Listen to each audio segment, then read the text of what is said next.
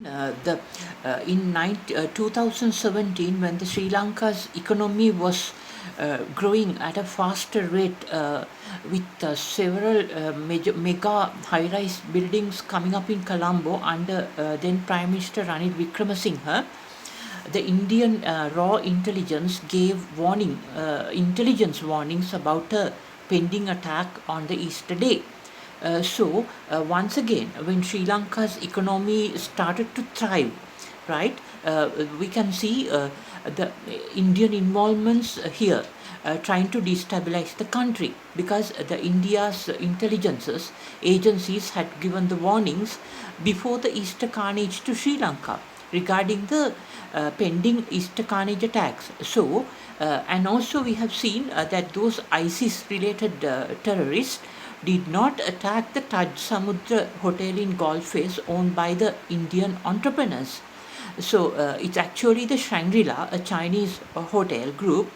and also the Roman Catholic and the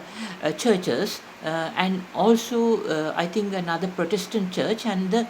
Kingsbury Hotel, and similarly the another incident took place at Dehiwala. But the Taj Samudra, the suicide bombers, withdrawal, the explanation was given by the investigators was that the bomb did not explode at the Taj Samudra owned by India. So it cannot be, because probably I think once more India is trying to destabilize Sri Lanka when Sri Lanka's economy is just start to thrive under Prime Minister Ranil Wickremesinghe in 2017 period, which resulted in the Easter carnage in 2018. Subsequently, we have seen after the Easter carnage, the new president coming into power, and we have faced the COVID-19 pandemic, and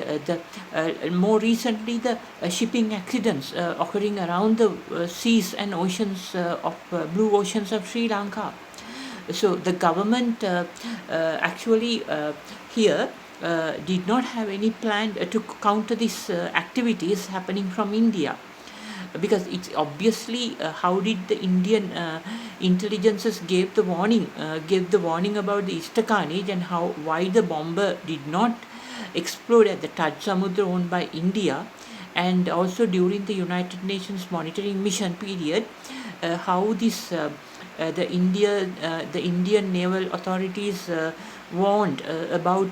China's involvement in Sri Lanka, especially after the inauguration of the port city in Colombo. And also we have seen the protest in Tamil Nadu at the same time, because it is the Tamil Nadu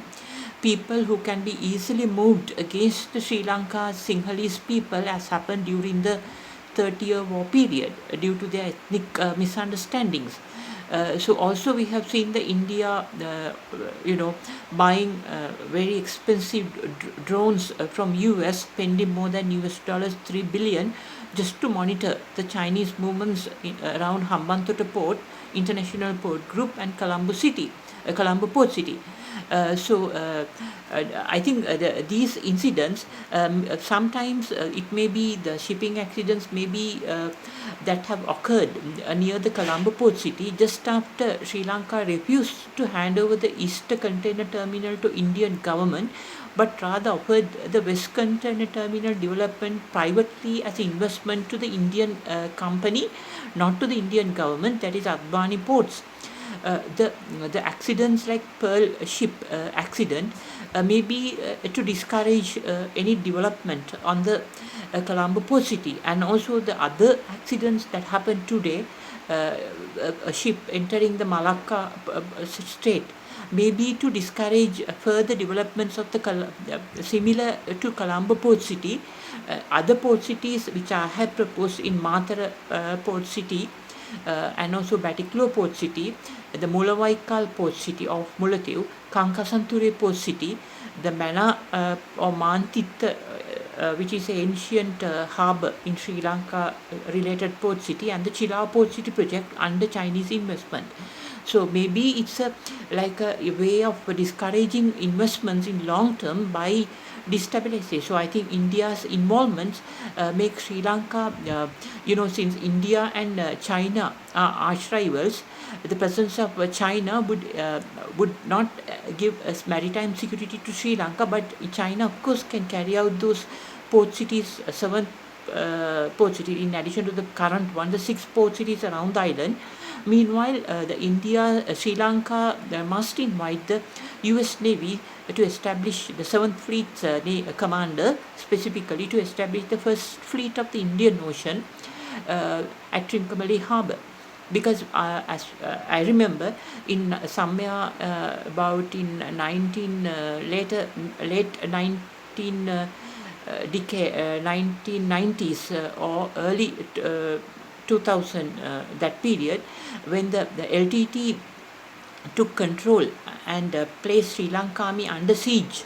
At that time, when Sri Lanka Army did not have a way of saving the lives of more than 40,000 army soldiers trapped inside the peninsula, at that time I have requested the 7th Fleet to move their ships close to the Sri Lanka from Arabian Ocean. So the US 7th Fleet commander did that, and at that point the LTT stopped its attacks on the Jaffna Peninsula, and the lives of Sri Lanka Army soldiers were saved. And this is how the US Navy 7th Fleet contributed to the national security. So it's up to now the government must invite them permanently to establish the first fleet of Indian Ocean at the Trincomalee harbour permanently, and also I think they can have another like a sub fleet there. Under the first fleet of Indian Ocean, there's another sub-fleet of the Bay of Bengal under the first fleet of Indian Ocean at the Trincomalee Harbour, and also to spread it across to the West Indian Ocean and the Southern Indian Ocean, specific fleets for the Southern Indian Ocean and the West Indian Ocean, because Indian Ocean is a vast ocean.